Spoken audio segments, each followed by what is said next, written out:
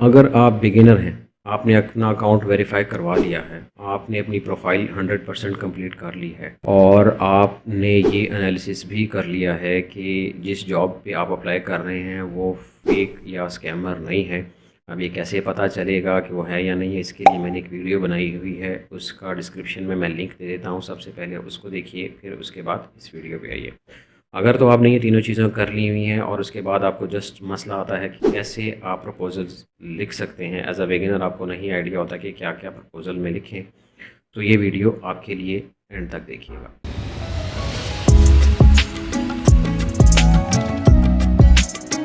मैं आपको एक दो अपनी जो जॉब्स हैं वो भी आपको दिखाऊंगा। उसमें मैं आपको उनकी बाकायदा जो जो पोस्ट हुई हुई थी वो दिखाऊंगा और उसके बाद जो मैंने कवर लेटर या प्रपोज़ल लिखा था वो दिखाऊंगा। अब आते हैं प्रपोज़ल की डिटेल की तरफ। प्रपोज़ल में सबसे पहले जो आप को करना चाहिए वो है ग्रीटिंग्स। आप ऑब्वियसली किसी से बात करते हैं तो सबसे पहले उससे सलाम दुआ वगैरह करते हैं। तो लेकिन चूँकि ये आपका फॉर्मल लेटर होता है तो आप हाय या हेलो या हे लिख सकते हैं। ज़्यादातर मैं हाय का वर्ड ही रिकमेंड करता हूँ, उसकी वजह है कि उसमें एनर्जी सी फील होती है। Hello is a kind of dull word for me, I don't know, but मैं हाय या हे ही लिखता हूँ। उसके बाद दूसरे नंबर पर आप मेंशन करें कि थोड़ा सा अपना इंट्रो दें कि आपकी क्वालिफ़िकेशन क्या है। जस्ट एक या दो सेंटेंसेस, पूरा पैराग्राफ लिखने की ज़रूरत नहीं है, क्योंकि आप क्लाइंट जौन सा है वो आपकी प्रोफाइल पर जाके ये सारी चीज़ें देख सकता है। तो आपने सिर्फ वन सेंटेंस या two two three sentences maximum आपने अपना इंट्रो दे देना है बस। फिर उसके बाद क्लाइंट को शो करवाएं कि आपने उसकी जॉब की रिक्वायरमेंट पढ़ ली है, आपने जो इमेजेस क्लाइंट ने अपलोड की हुई थी, जो फाइल्स अपलोड की हुई थी, आपने वो देख ली हैं।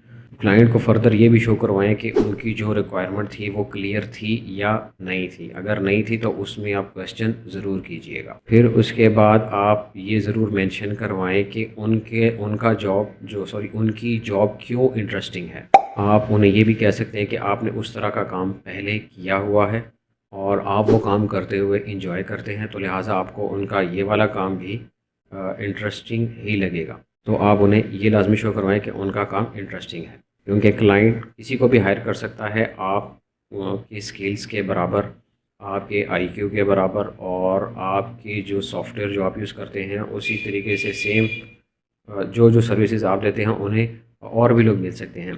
बट क्लाइंट को ये देखना होता है कि जो फ्रीलांसर को वो काम दे रहा है वो उस काम में कितना इंटरेस्टेड है। अगर तो वो उस काम को लेके इंथुसियास्ट है, वो एनर्जी शो करवा रहा है, तो ऑब्वियसली क्लाइंट उसको ज़्यादा प्रेफर करेगा। फिर आप प्रपोज़ल लिखते वक्त इस चीज़ का ख्याल रखें कि आपने उसकी जॉब की रिक्वायरमेंट पढ़ने के बाद आप किस तरीके से वो काम करके देंगे उन्हें, कौन कौन से टूल्स को आप यूज़ करेंगे और किस तरीके से आप फर्दर उनको करके देंगे। जिस तरह लेट से आप उन्हें ये शो करवा सकते हैं कि उन्होंने कोई चीज़ मेंशन की हो कि यार मैं इस तरीके से लेना चाहता हूँ। आप उन्हें टोटली निगेट ना करें कि जी आपका तरीक़ाकार बिल्कुल गलत है, इस तरह कभी भी ना करें। आप उन्हें कहें जो आप कह रहे हैं वो ठीक है, बट जो मैं सोचता हूँ as an technical person in that field, तो इस तरीके से मैं ये काम करूँगा जो कि मुझे लगता है कि वो काफ़ी बेहतर है, ताकि अगेन आपकी इनपुट हो। जब आपकी इनपुट प्रपोज़ल में ही 2-3 दफ़ा शो हो जाएगी तो क्लाइंट जो सा है वो इंटरेस्टेड हो जाएगा कि हाँ यार, ये बंदे ने अभी इस लेवल पे ही, इनिशियल लेवल पे मुझे इतनी इनपुट दे दी है। सही या गलत वो अलग बात है, उसने मुझे इतनी इनपुट दे दी है, सिंपली जौन सा है कॉपी पेस्ट नहीं किया, उसने इनपुट दे दी है, तो वो भी आपको एटलीस्ट आपका इंटरव्यू ज़रूर करेगा, आपको आपके प्रपोज़ल का जवाब ज़रूर देगा और फर्दर डिटेल में जौन सा है आपके साथ डिस्कशन करेगा। फिर इसके बाद आप जौन सा है उन्हें शो करवाएं कि अगर आपने वो वाला काम किया हुआ है तो आप उन्हें ये ज़रूर कहें कि जी देखिए मैंने पहले ये वाले काम इस तरीके से किए हुए हैं, आप वो काम उन्हें दिखाएं। अगर सबसे पहले मैं तो रिकमेंड करता हूँ कि आपकी कोई अपनी वेबसाइट हो पर्सनल।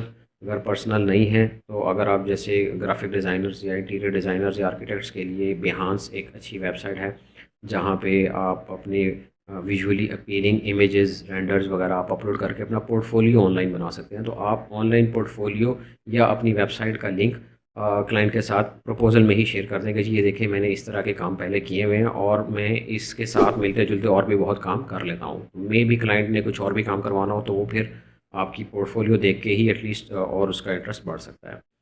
और फिर एंड पे आप उन्हें ये ज़रूर कहिएगा कि ये सारा कुछ लिखने के बाद आप उन्हें ये कहिएगा कि प्लीज़ अगर मज़ीद कुछ और डिस्कशन करने के लिए तो आप फ़र्दर डिस्कशन ज़रूर कर सकते हैं। I am available for further discussion, ये आप उन्हें ज़रूर कहिएगा।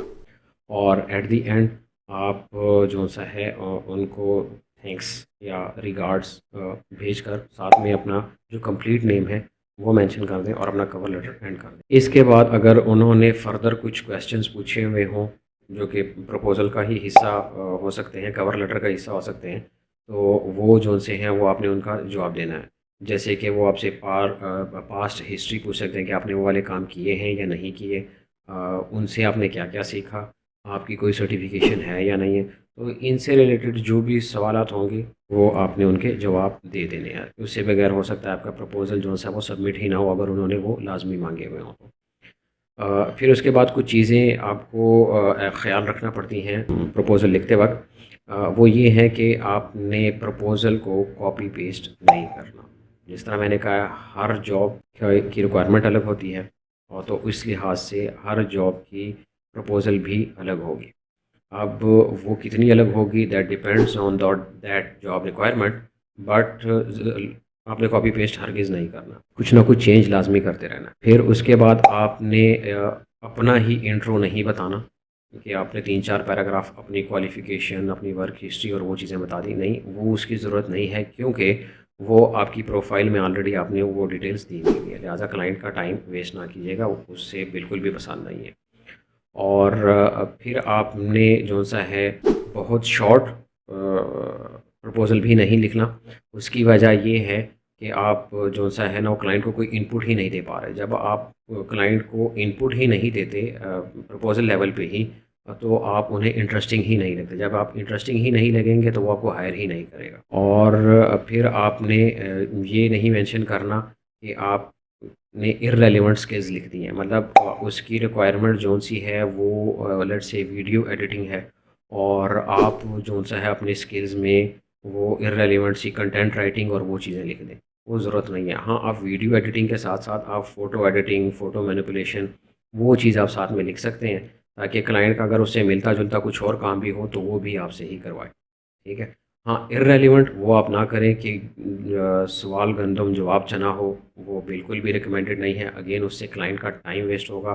क्लाइंट का टाइम 2 चीज़ें हैं आप याद रख लें। जैसे ही आपने क्लाइंट को लगा कि आप उसका टाइम वेस्ट कर रहे हैं या आप इंटरेस्टेड नहीं हैं उसके काम में या आप खुद इंटरेस्टिंग नहीं हैं।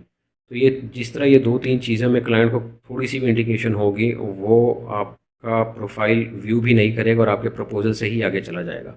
अगर तो आपने ये तीनों चीज़ें शो नहीं करवाई और आप लगे कि आप जी वाक़ई में इंटरेस्टिंग पर्सन हैं, आप उनका काम कर सकते हैं, तो वो आपकी प्रपोज़ल भी देखेगा और फिर आपका पोर्टफ़ोलियो भी देखेगा और आपका प्रोफ़ाइल भी देखेगा।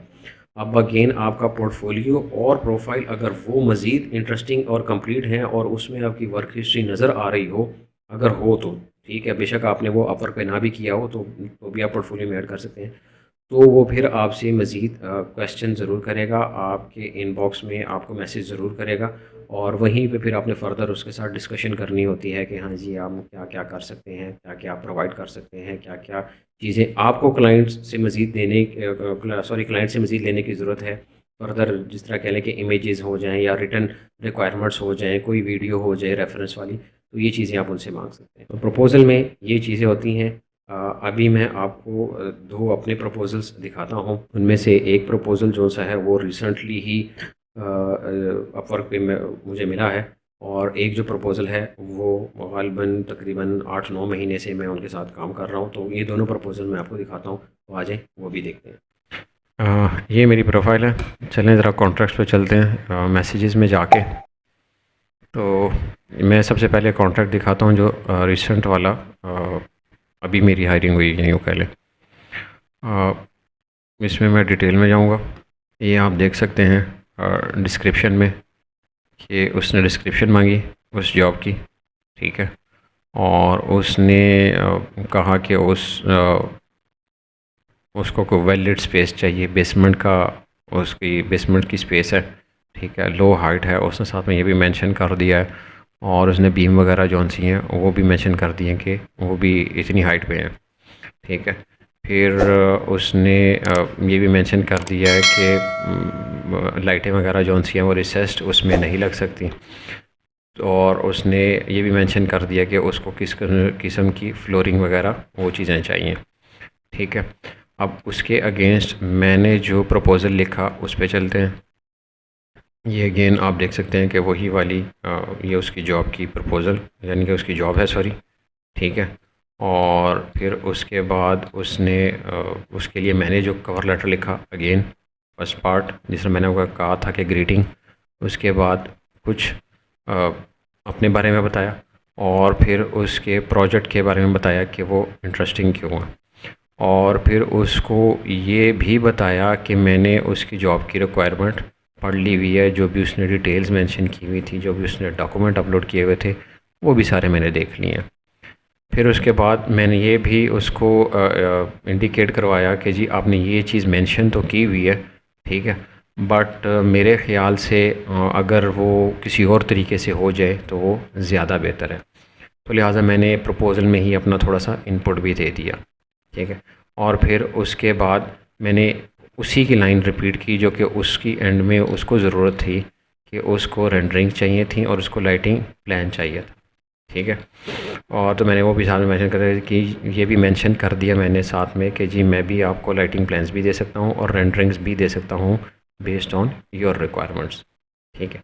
और फिर उसके बाद मैंने अपने कुछ प्रीवियस वर्क्स के लिंक वगैरह दे दिए। ये आप देख सकते हैं बिहांस के ये लिंक हैं, ठीक है, जो मुझे लगे कि उसके काम से रिजेंबल करते हैं, वो मैंने साथ में अटैच कर दिए। और फिर फर्दर उससे पूछ भी लिया कि जी आप मज़ीद अगर डिस्कशन करना चाहते हैं तो आप रीच आउट कर सकते हैं। और एंड पर बेस्ट रिगार्ड्स और फिर अपना कंप्लीट नेम, ठीक है, ये हो गया था। ये मैंने कवर लेटर भेजा था।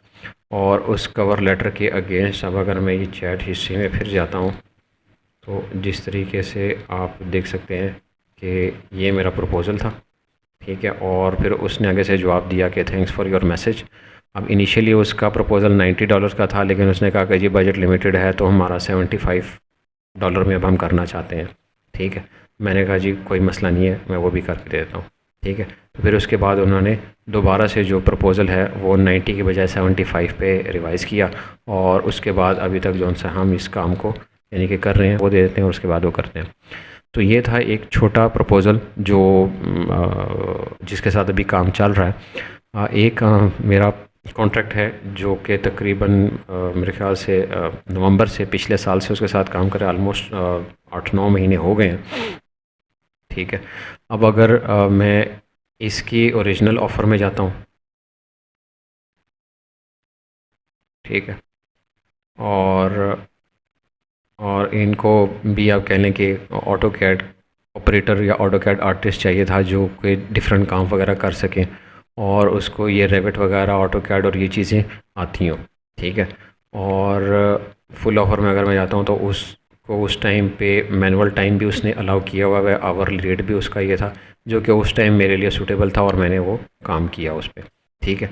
अब उसके बाद जो मैंने प्रपोज़ल भेजा उसको, ठीक है, ये जॉब की यूँ कह लें कि जॉब की जो पोस्टिंग थी वो आ गई, उसकी डिटेल आ गई, आवरली रेट आ गया, ठीक है। और फिर उसके बाद मैंने कवर लेटर भेजा कि जी मैं आर्किटेक्चरल डिज़ाइनर हूँ, ठीक है, और मैं फुल टाइम फ्रीलांसर भी हूँ, और मैं जो भी सॉफ्टवेयर यूज़ करता हूँ वो फर्दर ये वाली मैं यूज़ करता हूँ। अगर आपको इनमें से कोई काम करवाना है आप देख सकते हैं तो आप हायर कर सकते हैं। और फिर अपना जो बिहांस का पोर्टफोलियो है, लास्ट प्रपोज़ल में मैंने पोर्टफोलियो कंप्लीट नहीं था सेंड किया, मैंने पोर्टफोलियो के अंदर जो जो रेलिवेंट प्रोजेक्ट्स थे मैंने सिर्फ वो सेंड किए, और इस दफ़ा मैंने कंप्लीट पोर्टफोलियो का लिंक दे दिया। और फिर फर्दर उन्हें जौन सा है वो ये बताया कि जी आप मज़ीद रीच आउट कर सकते हैं मज़ीद डिस्कशन के लिए, और फिर उसके बाद बेस्ट रिगार्ड्स और अपना नाम, ठीक है। अब यहाँ पर मैंने कैड क्यों लिखा, हाई की बजाय मैंने कैड क्यों लिखा, इसके लिए हम वापस चलते हैं बाज़ औक़ात क्लाइंट आपको टेस्ट करता है कि जी आपने वाक़ई में उनका प्रपोज़ल पढ़ा है या नहीं पढ़ा, तो इसके लिए वो एंड पे मेंशन कर देते हैं कि जी आप अपना प्रपोज़ल कैट से स्टार्ट कर दें। तो अगर आपने ये नहीं किया होगा, वो समझ जाएगा कि आपने उसका प्रपोज़ल पूरा पढ़ा ही नहीं है, तो लिहाज़ा वो देखेगा ही नहीं, वो आपका भी प्रपोज़ल फिर देखेगा ही नहीं, ठीक है। और फिर वो ये कहते हैं कि जी एक्सपीरियंस बताएं अगर आपने कोई सिमिलर प्रोजेक्ट्स किए हैं। तो मैंने वही चीज़ कह दी कि जी मैंने इंटीरियर डिज़ाइन और एक्सटीरियर भी मैंने काफ़ी प्रोजेक्ट्स के लिए किया हुआ है। और आपको चूँकि एग्ज़िबिशन बूथ्स या स्टैंड वगैरह के लिए भी चाहिए, तो मैंने मेरे पास उसका भी एक्सपीरियंस था, तो मैंने वो भी साथ में मेंशन कर दिया हुआ है। और इसके बाद फिर उन्होंने ऑब्वियसली मुझे हायर किया, और ये नवंबर से लेके अब तक हम जौन से हैं ये काम हम कर रहे हैं। मेरे ख़्याल से अगर मैं प्रोफाइल पर जाता हूँ तो इन्होंने ऑलमोस्ट